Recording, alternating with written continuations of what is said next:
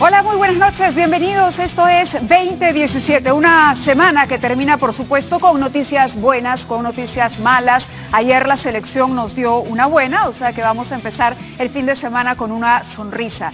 El limón está bajando un poco, todavía está a un precio alto. La huelga de los ministros, según ha dicho el Ministerio de Educación, se viene solucionando paulatinamente, pero sin duda hay que hacer alguna cosa más porque hay más del 50% de maestros todavía en huelga.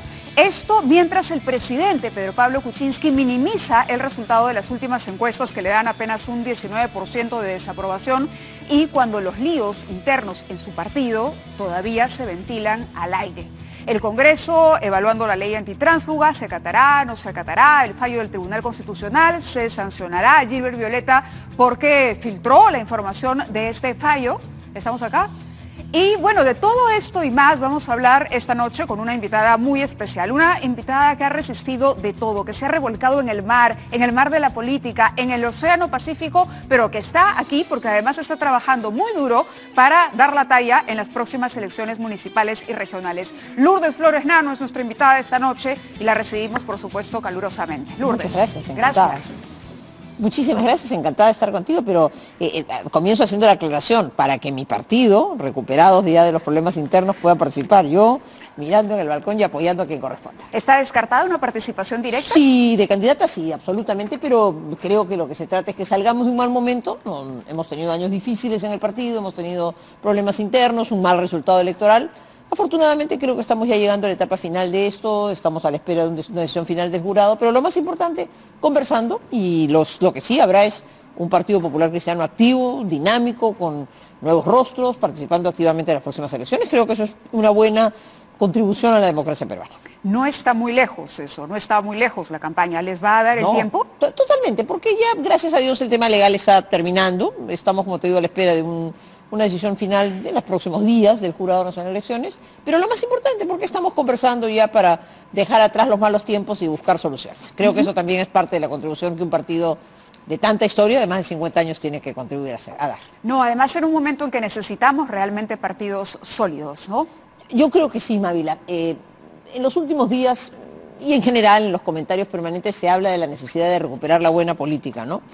La ciudadanía está muy impactada, muy negativamente impactada, desde luego, por los efectos de la corrupción, que ha sido devastador en general hacia la política, pero simultáneamente se toma conciencia que un gobierno de gente de primer nivel, seria, honesta, necesita reforzarse con brazos que actúen en el campo político, desde el propio partido de gobierno hasta otras decisiones que pueda tomar el presidente. Entonces, creo que es una hora en que, mirando, precisamente porque habrá elecciones el próximo año, pero antes que eso, la emergencia y la actualidad, seamos conscientes que necesitamos en el Perú recuperar la buena política que no tiene nada que ver ni con la corrupción, ni con el oportunismo, ni con la mediocridad que lamentablemente ha dominado la escena política en los últimos años. Ha pasado poco más de un mes, apenas unos días más de un mes, desde que el presidente dio su primer mensaje, digamos, el primer mensaje de rendición de cuentas al cabo de un año de gobierno. El 28 de julio le decías al Comercio, pero Pablo Kuczynski ha sido humilde al reconocer sus resultados, pero también su autocrítica no es completa, pues en el caso del aeropuerto de Chinchero y la Contraloría faltó una autocrítica más severa. Y de otro lado se añadía fajarse por los temas que le preocupan a la población, como el agua potable, las comisarías, el tránsito y la educación. Sin duda. ¿Mantiene esa crítica Lourdes Flores frente al trabajo del presidente? Sí, comprendo que desde el 28 de julio acá una nueva emergencia ha dominado la atención pública, la huelga magisterial. Hay cosas en las cuales yo quiero respaldar con toda convicción al gobierno, porque también creo que desde las fuerzas que no somos parte del gobierno, las que están claramente en una actitud crítica, las que estamos más bien buscando lo que pueda ser una solución permanente para los problemas nacionales, como es el caso nuestro, queremos respaldar la decisión y firmeza del gobierno para enfrentar una huelga que evidentemente ha excedido a un tema puramente gremial, desde luego largamente a las inquietudes puramente magisteriales. Lo único que, dictado un decreto de urgencia hace 48 horas o 72 horas, en el que el gobierno ha puesto sus balas con mucha claridad y ha dicho, voy a poner orden, ya no tengo que conversar con los extremistas que están saliendo del cauce lógico de una justa demanda salarial y de una reivindicación magisterial. Y voy, por ejemplo, a reemplazar maestros que estén demostrando que no tienen las condiciones para poder ejercer la función y que evidentemente están politizando y extremando las tensiones en el país. Eso que se ha puesto por escrito en una norma tiene que cumplirse, porque si no el gobierno sigue debilitándose. Entonces, yo creo que es un momento en que hay que salir de esta emergencia, hay que recuperar la autoridad. El gobierno tiene que tener mucha firmeza para volver a poner orden en el tema de la educación, también en las calles, también en los bloqueos de carreteras, y luego prepararse para que el próximo año se imprenda en materia educativa algunos cambios que les permitan no volver a sufrir tardíamente estas reacciones. Estos cambios y esta recuperación que vendría luego de que la crisis termine, ¿pasa por la renuncia o el cambio de Marilu Martens? Mira, yo creo que en el momento actual y en la emergencia no estoy de acuerdo con la interpelación, creo que no ayuda en un momento de tensión como este. Tampoco estaría de acuerdo que en medio de esta agitación se buscara un cambio hoy día, mañana, en los próximos días de un gabinete, pero sí creo que apuntalando al gobierno para que tenga la fuerza de enfrentar fundamentalmente al extremismo radical que, desnaturalizando justas demandas, está intentando capitalizar políticamente con una enorme irresponsabilidad, porque ataca la educación, ataca a los niños, conduce al país a una sensación de desorden y de caos. Entonces, frente a esa radicalidad, las fuerzas democráticas, genuinamente democráticas, y una posición sensata en el Perú, incluido por supuesto el fujimorismo, tenemos que ponernos al lado de quien conduce el Estado, aunque esté mostrando una debilidad en ese momento, para que se fortalezca, ponga orden. Terminado ese proceso, ya es una decisión que le corresponde al presidente de la República, pero yo creo que él sí debería plantearse, y no digo que sea mañana, no digo que sea al día siguiente, pero debería plantearse al año y medio de su gobierno, al año y meses de su gobierno, a ver, ¿este esquema puramente tecnológico basta o yo podría concebir, sintiéndome cómodo, el presidente, en un sistema presidencial el presidente tiene que sentirse cómodo con sus colaboradores, pero ¿no sería más lógico que el presidente abriera un poco juego para no quedarse solamente con un núcleo pequeño, tecnocrático, sino buscar qué puentes puede tender para ampliar su base, desde filofujimoristas hasta personas que tengan una experiencia política que lo puedan apuntalar? Yo creo que ese refresco es necesario, insisto, no en la crisis, no en un momento en que se siente debilidad en el gobierno y falta de gobernabilidad, porque ahora más bien creo que hay que cerrar filas para que se imponga el orden. De alguna manera... Perdón, pero quería decirte una cosa, sí. que me hacías una pregunta. Pero yo recuperaría además, y eso lo podría hacer hasta... Claro, ahorita estamos de la emergencia nuevamente, pero sí. El presidente de la República en el mensaje del 28 de julio planteó 5 proyectos de ley, que más allá de las leyes eran 5 temas medulares: el tema del agua, el tema del transporte, el Consejo Nacional de la Magistratura, el tema del nombramiento de los jueces. Entonces, eran buenas banderas desaparecidas. O sea, todo eso ha desaparecido y yo veía en eso una oportunidad para que el gobierno recuperara iniciativa, para que pusiera al Parlamento, a veces cediendo, a veces incluso pechando y decir, oye usted, yo quiero sacar adelante este proyecto, porque eso es parte del juego político que demuestra que una autoridad tiene iniciativa, tiene un planteamiento y tiene una visión. Por eso, ahorita creo que no podemos dejar de ser coherentes en apuntalar al gobierno para que salga de esta crisis, para que imponga el orden, para que cumpla aquello que han trazado como meta y se regularice la situación de los escolares en nuestro país, de los niños en nuestro país, y luego para que ojalá retomen algunas banderas importantes, comenzando por la del agua, que me parece que es un caballito de batalla con el que PPK siempre soñó y quiso, y que tiene la oportunidad. Eso lo acercaría mucho más a la población. Durante la campaña, en una entrevista al Comercio, usted dijo: el proyecto de PPK ahora es más improvisado aún. Es una cantidad de pasajeros que van subiendo a la combi. ¿A qué paradero llegan? No lo sé. Parece que hubo una negociación frustrada entre el Partido Popular Cristiano y Pedro Pablo Kuczynski para formar o para participar juntos en la contienda. Para poner las cosas con toda claridad,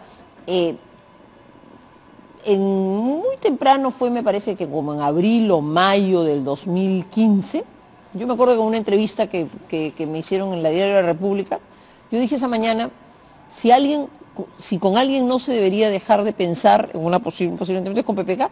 Esa noche en un programa de televisión, el presidente de la República enunció y presentó lo que era su proyecto.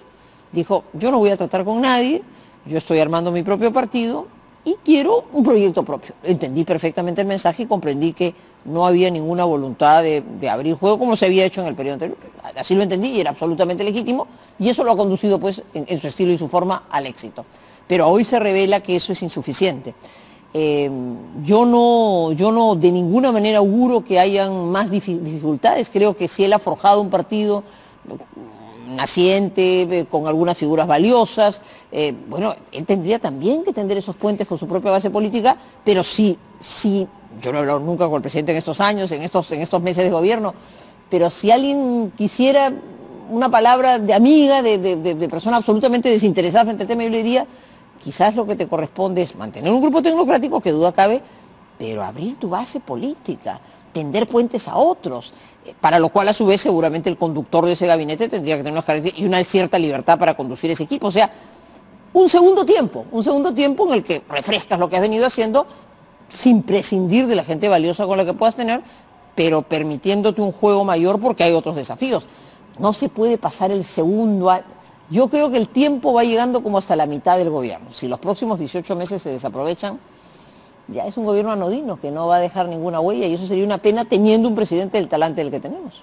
No, claro. Además, en la entrevista, para terminar la cita, dice, hay un alto grado de individualismo. Son personas que vienen de distintos lugares. Es un Perú posible 2. Alianza Popular, que es la alianza que formaron el APRA y el PPC, es algo distinto. Es un acto de madurez, de unión con visión de futuro. ¿De alguna manera no se anticipó a la situación actual del presidente? Bueno, pero tengo que ser honesta, Mávila. Nosotros fracasamos en ese intento. O sea, si tú me preguntaras, yo, porque se me ha criticado muchísimo por esa decisión que tomamos, y yo respeto, y está clarísimo que nuestros electores, particularmente a los del PPC, no les gustó la fórmula, tan es así que no pudimos traer a esa alianza al elector, que más bien yo creo que se quedó con PPK.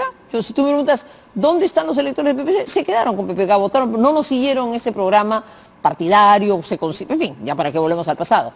De modo que triunfó un proyecto individual. Yo digo que de los 14 o 15 o 16 o 18 proyectos individuales que había, triunfó el mejor. Me parece que era la figura, digamos, más cuajada que tenían, pero no dejaba de ser eso, la acumulación de personalidades que se unían en torno a lo que define eso. Se iban subiendo una combi y llegaban. Ahora, ya la acción de gobierno demuestra que necesitas mucho más que eso. Él tiene de cualquier forma una base a la que no debiera olvidar. Creo que tiene unos actores políticos que no debiera dejar de lado, pero creo que al país, ya mirando el tema como visión de Estado, al país creo que le interesaría un gobernante con las características que tiene. Tampoco vamos a cambiar el personaje. Entonces, si el Perú eligió un hombre mayor, con experiencia, conocedor en materia económica, que indiscutiblemente nos prestigia cuando sale fuera internacionalmente, y él ha elegido de momento un colaborador de primer ministro cercano a él, con el que se siente cómodo, si él quisiera jugar un segundo tiempo distinto, atribución presidencial, creo que probablemente las características del nuevo equipo tendrían que combinar otros factores sin por eso dejar a muchas de las personalidades valiosas que lo acompañan. Podría ser un tema de equilibrio. En cualquier caso... De equilibrio, creo que ese es el punto. Claro, en cualquier caso, él tiene un partido político, tiene una bancada, no es una bancada muy grande, pero hay una bancada en el Parlamento. Pero en los últimos días hemos escuchado exabruptos de uno y de otro lado, el Ejecutivo peleándose con miembros de la bancada refiriéndose en términos poco elegantes al primer ministro, el presidente hoy temprano admitiendo que hay intranquilidad al interior de Peruanos por el Cambio y llamando a la tranquilidad de sus propios partidarios. Entonces hay una situación en la que pareciera él haberle dado un poco la espalda a Peruanos por el Cambio y haber cerrado su círculo en torno a este grupo de tecnócratas y no entender que la política es importante, sino haberla subestimado. ¿Podríamos afirmar una cosa así? Mira, no tengo mucha autoridad moral porque mi propio partido y yo misma me he visto involucrada en unos conflictos a lo largo de este tiempo, de modo que algunos me dirían, primero arregle su lío en casa antes que dar consejos ajenos, pero puedo decir, precisamente porque los hemos vivido, que no es bueno que al interior de los partidos que los partidos se debiliten en razón de conflictos internos. Eso no es bueno, no es saludable para la democracia. Cuando terminó la elección del 2011, que participamos juntos con PPK, yo me permití decirle con toda sinceridad, ¿para qué vas a formar un partido político? Tú eres una personalidad y por tanto eres una personalidad que puede ser acogida y mirada por muchos, con mucha simpatía. Él puso empeño en formar un partido político. Quien pone empeño en formar un partido político, además le pone sus siglas, lo identifica, tiene que asumir lo que mucha gente que seguramente hoy me está escuchando no sabe, que yo le he dedicado mi vida entera. Hacer política en un partido político tiene sus muchas complicaciones. Tiene muchas cosas muy gratas, porque uno construye relaciones humanas maravillosas, pero vivir internamente un partido, eso que se critica tanto, no es una tarea fácil. Entonces, hoy el presidente de la República tiene un grupo humano que yo supongo que le podría ser muy útil. Te voy a poner un ejemplo de algo que yo no sé, ni siquiera sé quiénes son las personas, pero fíjate, en el esquema de organización peruana, nosotros tenemos la figura de los prefectos y los subprefectos. Es un esquema francés, que es una figura del presidente de la República que tiene sus delegados, ¿no es cierto? Aparte tenemos nuestros alcaldes y nuestros presidentes regionales. Pero fíjate, yo siento que en el Perú, por ejemplo, la figura del prefecto, del subprefecto, no se le da importancia. Es la persona que son los ojos y oídos del presidente, que debe ser una persona con personalidad, con peso, que sea un interlocutor político. Esa persona puede jugar un rol muy importante de información, de interlocución, de apoyo, de nexo. ¿Se ha mirado eso políticamente? Si no se ha hecho y se ha puesto unos cuantos amigos por doquier, dejando, no sé si al ministro del Interior o a quien sea, grave error, porque esos son los ojos y oídos del presidente para actuar. Solo por poner un ejemplo, la reconstrucción, me explicaba el otro día un joven funcionario que trabaja en este gobierno y que está cumpliendo esa tarea. Dicen que, por ejemplo, se presenta en un lugar con una lista de obras. Y viene el alcalde y dice, señor alcalde, estas van a hacer las obras. Y los alcaldes tienen su propia lista. Entonces, seguramente que la lista es muy técnica y muy seria. Pero ¿quién está haciendo esa tarea de interlocución? Que no se trata de tomar un helicóptero, llegar al sitio y salir a la media hora. Se trata de permanecer 2, 3, 4 días. Y yo comprendo que todos los ministros de Estado no pueden estar. ¿Dónde están esos articuladores? La política necesita mucho de articulación, de operadores. Necesita, por supuesto, conocimiento y ciencia. No se trata que la gente sienta que si yo soy parte de un partido o quiero colaborar políticamente es porque voy a ganarme una chambita. No, esa es la parte menor de la política. Pero yo sí creo que la articulación, la cercanía a la población, el diálogo, necesita unos operadores que no necesariamente son las personas que, acostumbradas desde la academia o desde la gerencia privada, no están acostumbradas a ese tipo de trato que es, en la vida política, vital. Me viene a la mente la situación de cuando la ministra de Educación se presenta con los presidentes regionales, se toman una fotografía y anuncian el final de la huelga, pero el lunes 7 de agosto. El 7 de agosto no pasó nada, la huelga incluso se puso mucho más fuerte, mucho más brava, más resistente a cualquier negociación, y esto fue porque quizá los gobernadores regionales, incluso algunos dijeron que no acatarían ninguna presión por parte del gobierno central. De repente no fueron los interlocutores. Los interlocutores o los operadores políticos tendrían que salir entonces desde el Ejecutivo, desde esta base política que acompaña al jefe de Estado hacia los gobiernos regionales y municipalidades en el país. Mira, yo creo que la Presidencia del Consejo de Ministros ha creado un viceministerio que sea como ordenación territorial. Creo que tomando conciencia que no se pueden tomar decisiones en el aire si no se contempla la realidad tan plural y diversa del país. A mí me preocupa mucho la situación del sur. Por eso, a pesar de los defectos que puede haber tenido el manejo de la huelga, este es un momento en el que, contra lo que se dice tanto, yo creo que a la ministra Martens hay que apuntalarla y apoyarla. Ella ha tomado una decisión firme, importantísima. No cedemos en el tema de la meritocracia. Y esa es una decisión trascendente. Tiene unos costos tremendos, pero es fundamental. Si el gobierno se muestra débil en eso, está muerto. Luego han dictado un decreto de urgencia hace unos días, que tiene una serie de decisiones, y entre ellas ha dicho, si hay gente que no cumple esto, vamos a prescindir esos servicios y vamos a reemplazarlos. Eso es un cambio fundamental. He escuchado al ministro de Trabajo hablar de una nueva realidad sindical en el profesorado. Y finalmente, si entramos a temas más de fondo, esta fragmentación que trajo el proceso de regionalización, y en eso también invoco el recuerdo de un diálogo que tuvimos con el presidente Toledo en su momento, cuando un día nos citó a Palacio de Gobierno y nos dijo, mañana se aprueba la ley, ya había convocado elecciones. Y nosotros le dijimos en el PPC, señor, no lo haga. Ensaye usted una región. Bueno, hemos fragmentado el país. Estamos hablando de la regionalización de Toledo. Sí. El proceso de descentralización es indispensable y es irreversible.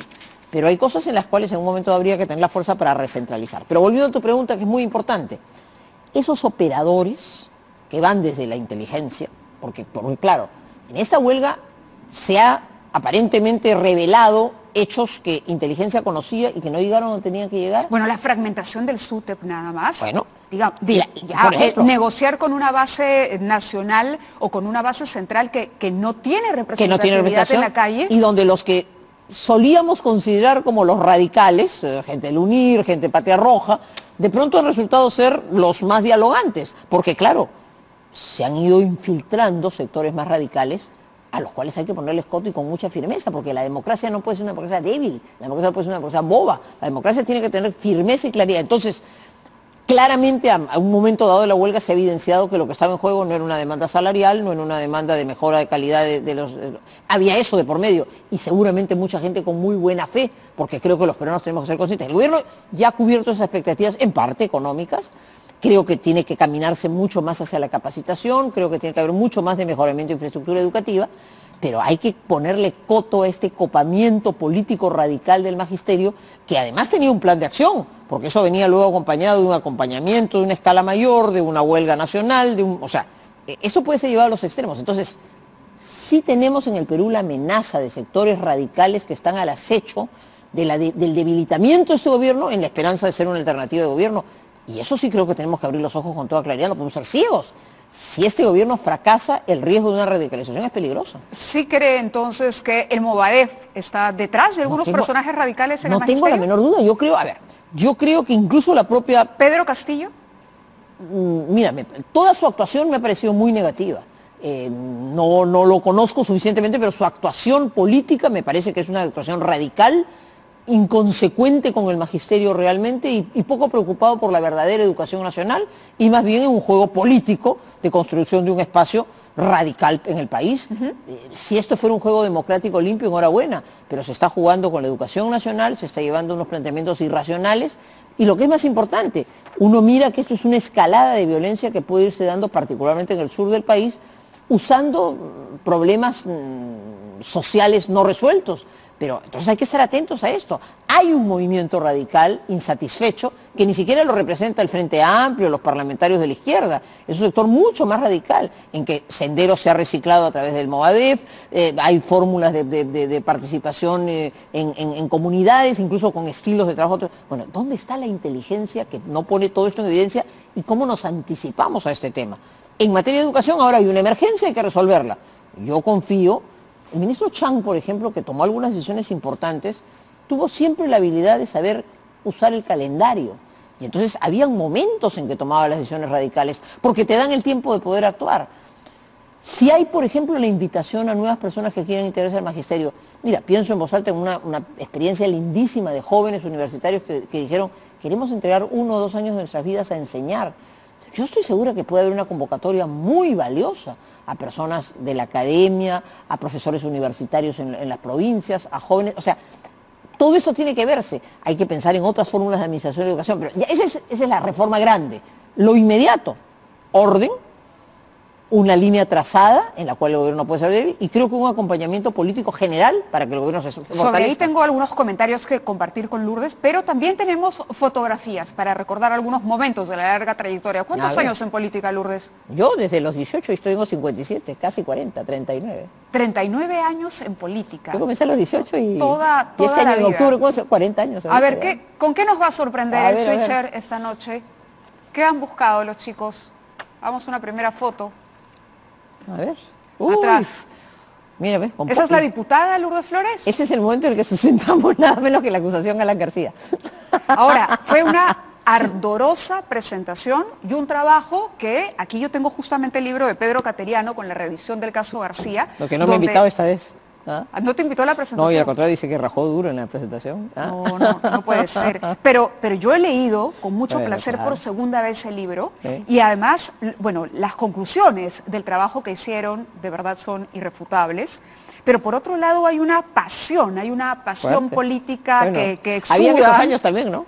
¿Cuántos años? Habían esos años, digo. Sí. Ahí que tendría, pues ahí recién parlamentaria, tendría pues 30 y tantos años. Y me moría de ganas por hacerle esta pregunta. Bueno. Después de haber llegado a la conclusión, a través de ese informe, que Alan García era responsable, ¿no?, de estos cuestionamientos en el primer gobierno, del tema del tren eléctrico, de haber llegado, pero al fondo de este tema absolutamente convencida, ¿por qué esa Lourdes Flores Nano que estamos viendo al lado de Fernando Olivera le toca la puerta para formar una alianza política? Bueno, es lo que me han cuestionado a lo largo de esta campaña, primero porque ese mismo proceso pasó por muchas otras vicisitudes políticas, judiciales y sobre todo políticas. Pero fue prescripción. Bueno, pero no llegó a juicio. Finalmente la ciudadanía lo volvió a elegir presidente y no lo hizo mal en el segundo gobierno, yo creo que fue un buen gobierno. Y porque contestando tu pregunta, yo puedo haberme equivocado, de repente no fue la mejor decisión, pero yo estaba convencido. Mi error político consistió en imaginar que después de la mediocridad del humanismo, la ciudadanía podía valorar el esfuerzo de dos instituciones antagónicas, enfrentadas en mil cosas, que llegábamos, sin embargo, a un entendimiento. No tan enfrentadas según esta foto. Eso fue muy gracioso, fue la campaña del 2001, eso es una presentación en la campaña del 2001, ¿no? Y entonces aparece porque García. Ahí no se ve ningún enfrentamiento. No, al contrario, muy francés, besándome la mano. No, pero a ver, yo sí estaba convencida que al país le hubiera hecho falta un proyecto institucional. Fue una apuesta. Fallida, con enorme fracaso electoral, y eso tiene un costo que con mucha humildad yo tengo que aceptar, porque creo que fue particularmente para mí, porque digamos, mi deber en esa alianza era aportar, y la verdad es que aporté muy poco porque nuestros electores no miraron con simpatía el tema. Y seguramente porque muchos hicieron esa reflexión que tú estás haciendo. Yo creía que la vida había dado muchas vueltas y que había un momento en que podíamos superar ese tema para entrar en un entendimiento institucional, pero a la gente no le gustó. Así que lección aprendida, porque en el Perú hay unos espacios políticos.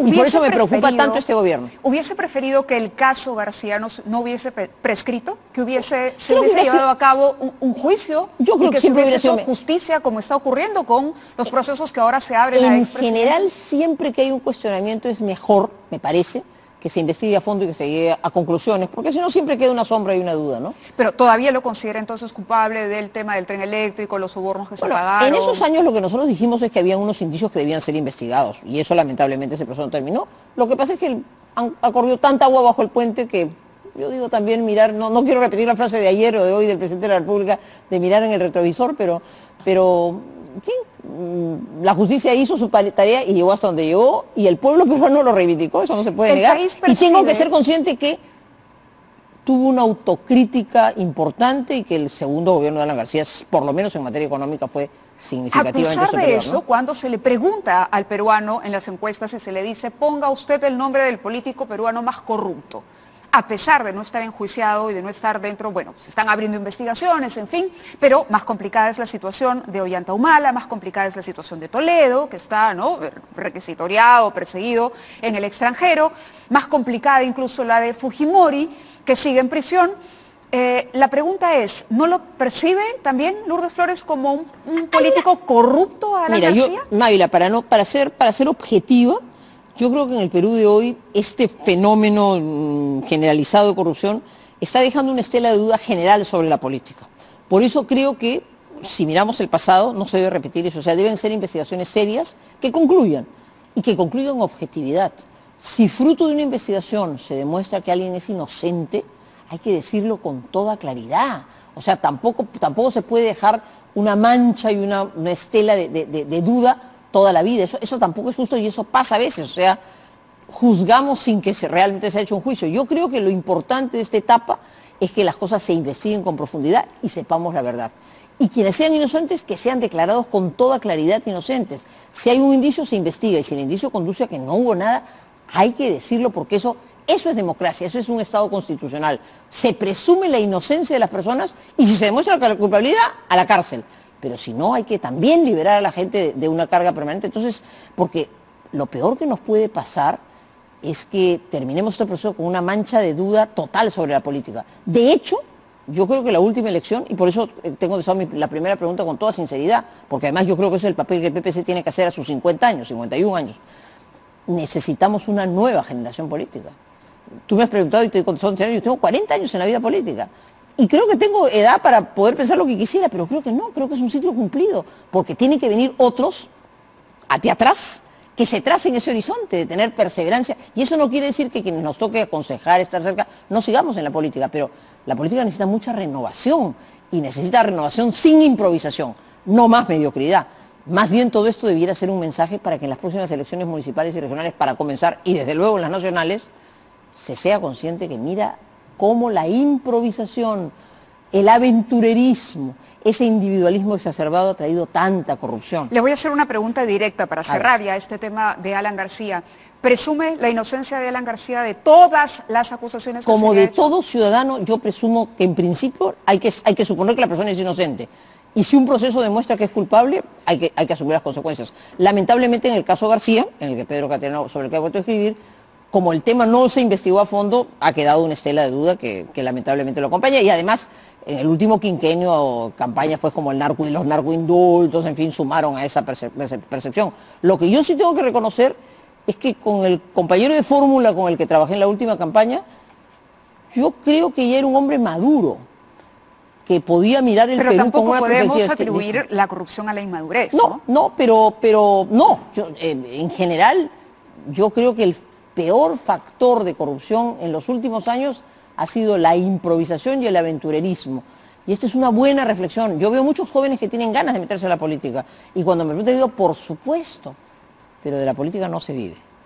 La política es parte de la vida de uno, pero uno tiene que saber que a la política viene a entregar tiempo, ahorro, tu descanso, y que la política no es el lugar para hacerse millonario. Y yo no condeno a nadie que tenga todo el éxito que esta es otra foto de la época, ¿no? Me parece que sí, seguramente, claro, es en diputados, en la Cámara de Diputados. Sí. Bueno, que Ricardo Letts, Fernando y yo fuimos pues quienes llevamos la acusación. O sea, acuérdense, cuando había dos cámaras, diputados formulaba la acusación y eso se llevaba al Senado. Los tres fuimos los nominados para llevar la acusación Pero al Senado. me parece que esto llega hasta más allá. No, esto es en el año... No, digo, la acusación. Ah, bueno, pues es que ahí viene, va al Poder Judicial y el Poder Judicial lo archiva. Y el Poder Judicial lo archiva. No invoca la prescripción. Claro. Exacto, por el tiempo transcurrido, ¿no? ¿Cuánto tiempo ha transcurrido? Claro. Entonces, ya, a su vez eso tuvo momentos, ¿no? Porque vino el famoso caso del BCCI, la información de fuera. Un poco lo que nos está pasando ahora, información de fuera, que abría luces. No, son experiencias que el Perú tiene, de las que el Perú tiene que aprender. De esta misma tenemos que aprender una lección. O sea, yo creo que el grado de debilidad del Estado peruano, en el que es tan fácil, porque en el fondo es tan fácil corromper la regla del 10%, del 5%, de compadrito, no te preocupes, acá estamos un grupo de amigos y acá arreglamos las cosas, eso nos tiene que enseñar para mirar adelante, pero no nos tiene que enseñar para deprimirnos, para pensar que está todo perdido. Al contrario, si hay gente fresca, nueva, que quiere entrar a la política, que lo haga. Y por eso es tan importante que el presidente de la República, que miren, eso está bien, está por encima de todo, no tiene un interés personal adicional, él podría contribuir a esta regeneración política, ¿no? Ajá. Me dicen que acá está el grupo completo, ahí está Pedro Cateriano. Pedro Cateriano y el Chapulín Calma, el que en paz descanse. Sí. Con Pedro estuvimos en la comisión investigadora, ¿no? Bueno, Lourdes Flores Nano se convirtió en una estrella de la política, o así la calificaron, cuando dio ese famoso discurso mi vida en medio de esta situación de amenaza de la nacionalización de la banca durante el primer gobierno de Alan García, una diputada ardorosa, todavía era regidora, regidora de la municipalidad, pero que salió, se metió tremendo discurso y a partir de ahí uno imaginó pues un futuro imaginó que ya la tendríamos pronto en la presidencia. Hoy estamos hablando de una reestructuración de partido, pero la pregunta es, ¿sabe Lourdes por qué no ha ganado una elección? Ahorita te contesto eso, pero antes voy a mirar la parte positiva de todo eso. Porque yo he tenido un privilegio que yo quisiera por lo menos ayudar a que mi partido vuelva a brindárselo a otros. Yo surgí a la vida política, efectivamente, como tú dices bien, primero siendo estudiante universitario, etcétera, pero digamos ese momento, que es un momento del año 87, hace 30 años. Y surgí a la vida política porque pertenezco a un partido que ha sido una escuela. Y yo he tenido el privilegio de tener maestros. Dios me ha bendecido permitiéndome tener todavía, gracias a Dios, y Dios lo concede muchos años, a un gran maestro como es Luis Bedoya Reyes, que cada vez que podemos darnos juntos el tiempo de conversar, después es una lección. Entonces, ese privilegio de mi generación política, que aprendió a hacer política al lado de maestros en una escuela en que uno primero se sentaba atrás y estaba calladito, y no imaginaba que el primer día quería ser presidente de la República. Hoy día yo veo eso que he llamado el aventurerismo, es algo con lo que hay que acabar. ¿Por qué no he ganado? Seguramente porque no tengo las condiciones para interpretar al Perú suficientemente, a pesar que lo quiero entrañablemente, lo he recorrido suficientemente. Yo nunca le echo la culpa a otros. Las fallas deben estar en mí porque he peleado duro, me he esforzado muchísimo, he recibido votaciones muy generosas, porque mis críticos son durísimos conmigo, pero tampoco es que no haya habido un número importante de ciudadanos que me han secundado. No, por el contrario, además ha partido la carrera casi siempre en la cabeza, ¿no? No, pues es que la mala pata que he tenido, por eso que me han hecho una fama de salada, es que llegando, parece que lo que no sé es llegar, ¿no? Mira, ¿vio el partido ayer, Lourdes? Sí, vi el partido, pero déjame decirte una cosa. Y ganó la selección, no es salada. No, bueno, mira tú, ya vi el partido, no sale, pero si viene el estadio de repente iba mal. Pero te voy a decir una cosa, Mávila, que la he pensado mucho en este tiempo. Y lo digo con toda sinceridad, porque yo creo que uno tiene que ser honesto consigo mismo. Cuando he visto todo lo que está pasando, yo en el fondo he dicho, quizás Dios me ha querido proteger. Porque tampoco ningún partido, ni ninguna organización es suficientemente fuerte como para que tú puedas asegurar que tengas el control absoluto y total en un estado débil que no se infiltre cualquiera. Y entonces, tal vez lo que debo darle gracias a Dios es porque en un momento tan difícil para el país, en que estoy seguro hubiera trabajado a morir si hubiera sido gobernante y hubiera procurado que todos lo hiciéramos, tal vez es una protección que debo darle gracias a Dios a mi madre, a mi padre hoy en el cielo también, y al Señor. Así es que yo soy muy feliz con lo que he recibido y la vida política es parte de mi vida. Y lo que ahora quiero, sí, con toda sinceridad, es que salgamos ya de estos 2 años difíciles que hemos tenido, que el partido vuelva a la escena política, no tenemos parlamentarios, pero podemos tener una presencia municipal importante, que se vean nuevos rostros. ¿Van a presentar candidatos? Evidentemente, vamos a participar. ¿En todas las regiones? En todos lados, vamos a participar con toda la fuerza, buscaremos distintas formas, pero vamos a participar activamente. ¿Y ya hay un rostro para la alcaldía de Lima? Hay algunos que están voceando, pero eso llega el momento. Primero salgamos de nuestros líos. O sea, cada día con su afán tenemos que terminar este pequeño largo impasse que hemos tenido, pero yo calculo que en diciembre, con un buen congreso, sea el relanzamiento de un partido que ha aportado primero esa escuela de formación y que ahora creo que tiene gente muy valiosa para seguir trabajando. Si los pesados de los productores me apuran, pero tengo todavía 2 o 3 preguntas, a la par de ver esta foto. Ya, esa es la foto del revolcón. Uy, del revolcón. No estaba zambullendo, pues tampoco no te pases. Era... No, es un revolcón, Lourdes. Una zambullidita, ¿no? ¿Por qué estoy zambulléndome? No, era... Ni sé dónde es eso. ¿Qué fue? ¿Una zambullida o un revolcón? No, revolcón, estaba dándome vueltas, pues no, es una zambullida, me salía... No, si yo soy una buena nadadora, yo creo que mucha gente sí le reconoce, ¿no? Recuerdo las desafortunadas palabras de su padre. Descanse, claro. El pobre, si algo no tenía, y déjeme reivindicarlo, si algo no tenía era racista, se le decían el negro Flores. Y el pobre se ha ido hasta la muerte, pero lo ha recordado lo de la Eugenio de Harvard. Luego vino el baño en la piscina de Barrón. El baño, la piscina de Barrón, esa para la campaña. Luego la marinera de Alan García. Es simpática, viene en ese un rato, es muy simpática. ¿No hay arrepentimiento de ninguna de esas? Bueno, a ver, es que además son cosas muy injustas, gracias por decirme cosas bien injustas, porque la famosa piscina que no era de Barrón. El potoaudio, eso sí. Espera, pues, la piscina no era de Barrón, mi pobre amigo Barrón le cargan todo, ¿no? Era de Javier Bedoya, la piscina de verdad. Y ya había terminado la campaña, si era Jueves Santo, ya había terminado la campaña, pero me cargaron la piscina como si en medio de la campaña, no. La candidata de los ricos, bañándose en la piscina. Ahí lo que no tuve es la habilidad de contestar, pero el potoaudio, el potoaudio primero fue una inmoralidad que ocurriera eso, porque era un delito. Me esforcé porque la policía... Estamos hablando de la filtración de la conversación. Pues, oye, no, que te tengan... Yo pensé que por lo de Poto. No, primero que te tengan 60 días grabados, porque me tenían 60 días con un chupón ahí, y que no pase nada y que la policía después silbe, me parece una barbaridad, ya me olvidé del tema. Y claro, la expresión, bueno, yo una cosa estoy tranquila, durante 60 días me escucharon todo. Y lo más que dijeron que digo, Poto, bueno, no estoy mal, no ando tan mal en la vida. Al contrario, mucha gente se sorprendió gratamente de escuchar a Lourdes Flores decir Poto. No, ya me decía que por qué Poto y no las otras 4 letras, ¿no? Pero te das cuenta que entonces no habrá ido mal en la vida que todo lo que pudieron sacarme después de indagar, de chuponear y escuchar todo lo que habré dicho, ¿no? A veces digo cosas más fuertes. Pero no hay arrepentimiento de ninguna de estas imágenes que han quedado para la historia. No sería la palabra. Si tú me preguntas, me hubiera gustado llegar, como no nadie compite. Yo he sido basquetbolista desde que era niñita. Y me gusta jugar para ganar, y en la vida política no siempre he tenido el éxito, pero bueno, es parte de la vida. Como te decía hace un rato, tal vez sea una protección que he recibido de Dios en esta etapa tan difícil, y tal vez lo que me toque ahora es ayudar a que otros...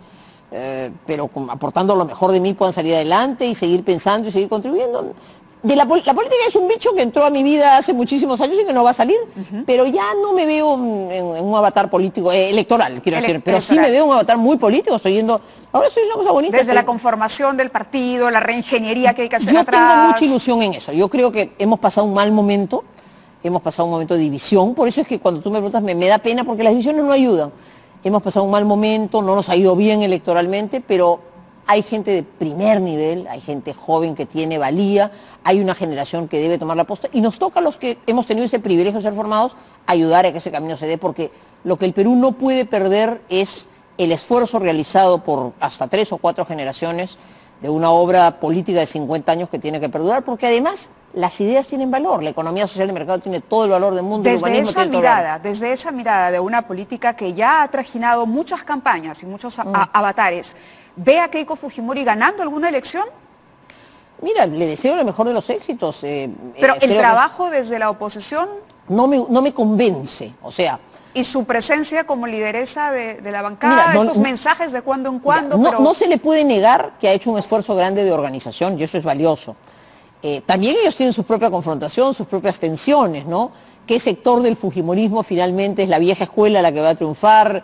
¿Es ella misma la que se va a consolidar? Son cosas que tenemos que ver, pero al país no le interesa un fujimorismo débil en estas circunstancias. Si ya el Perú le dio una fuerza para ser una fuerza determinante en el Parlamento, más bien hay que instarlos a que tomen conciencia de los riesgos que puede tener. Yo creo que hasta ahora lo que han hecho es faulear, todo el día fouls, pero no están metiendo goles. Y entonces yo creo que ella misma en su imagen de construcción, sí, eso me parece que en su imagen jugando a la defensiva y eso puede ser peligroso entonces. O golpeando, digamos, como te digo, fauleando, pero desde ahí no hay pues un gran pase y una gran jugada que tú puedas decir, caramba, qué alternativa tan interesante. Claro.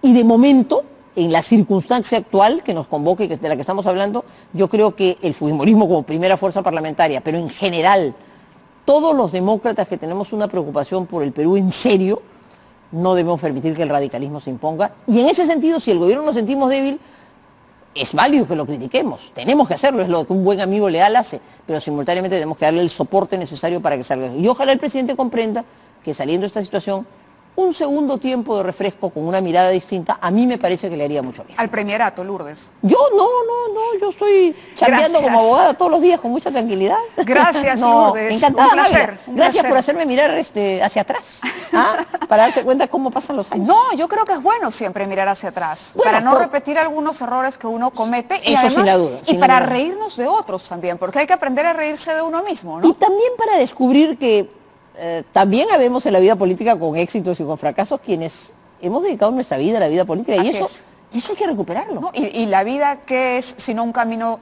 de éxitos y fracasos? Y el Perú necesita recuperar política de largo aliento, si no, ¿cuándo construimos la solidez que el Perú necesita? Así es que ojalá muchos sigan el camino y tengan, por supuesto, mucho más éxito. Gracias, encantada de estar contigo. Muchísimas gracias. Fue Lourdes Flores Nano con nosotros aquí en 2017. Hacemos una pausa.